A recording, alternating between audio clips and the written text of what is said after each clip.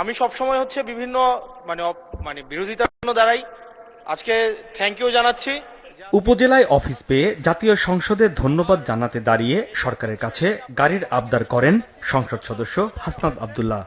আমরা লজ্জায় একটা কথা বলি না, এখন এই পার্লামেন্টের সেকেন্ড মোস্ট জুনিয়র হিসেবে একটা কথা বলছি মানে আপনাদেরকে, সেটা হচ্ছে যে আমাদের একটা ইউনো মহোদয়ের একটা গাড়ি থাকে, উপজেলা চেয়ারম্যানের একটা গাড়ি থাকে, আমরা ভাড়ায় গাড়ি চালাইতে হয়।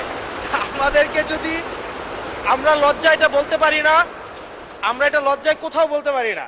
এখন আমাদেরকে যদি একটা বসার ব্যবস্থা করে দিছে, এখন মানুষের কাছে যাওয়ার জন্য যদি একটা গাড়ির ব্যবস্থা করে দেয় তাইলে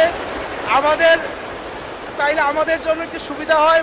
এর প্রেক্ষিতে সালাউদ্দিন আহমেদ বলেন, বর্তমান অর্থনৈতিক সংকট মোকাবিলায় জ্বালানি তেলের বরাদ্দ 30% কমানো সহ সরকারি কর্মকর্তাদের লোন সুবিধা সীমিত করা হয়েছে। তবে আলোচনা করে কোনো ব্যবস্থা করা যায় কিনা সে বিষয়ে তিনি প্রধানমন্ত্রীর দৃষ্টি আকর্ষণ করেন। আজকে এমপিদের প্রাপ্তির পরে অপ্রাপ্তির খবরটা বলতে চাচ্ছিলাম না। আমাদের মাননীয় প্রধানমন্ত্রী যেদিন সংসদ নেতা নির্বাচিত হয়েছেন, আমাদের পার্লামেন্টারি পার্টির মিটিংয়ে প্রথমেই 2টা অনুশাসন দিয়েছেন যে আমরা এমপিরা এই নতুন পার্লামেন্টে জনপ্রতিনিধি অনুযায়ী আলাদা কোনো সুযোগ সুবিধা নেব না।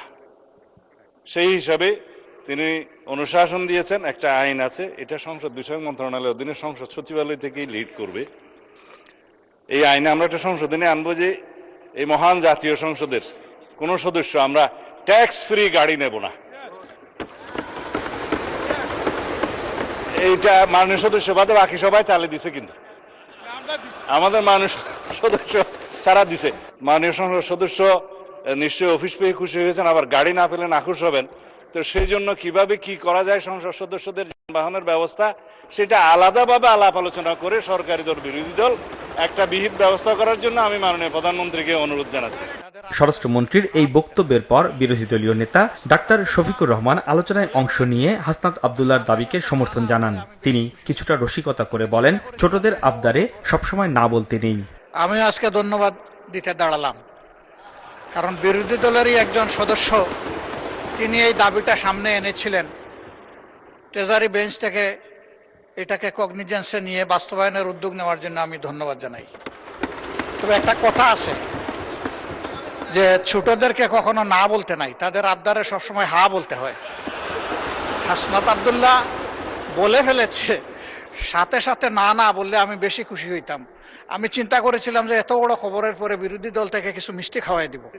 উল্লেখ্য, জামায়াতে ইসলামী নির্বাচনের আগে ও পরে ঘোষণা দিয়েছিল তাদের নবনির্বাচিত সংসদ সদস্যরা ট্যাক্স ফ্রি গাড়ি ও সরকারি প্লট গ্রহণ করবেন না।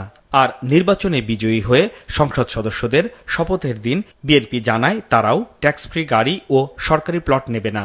সদস্যদের বক্তব্যে ফিরে যাই। জনাব মোহাম্মদ হাসনাইন তানভীর, মাছরাঙা সংবাদ, ঢাকা। স্পিকার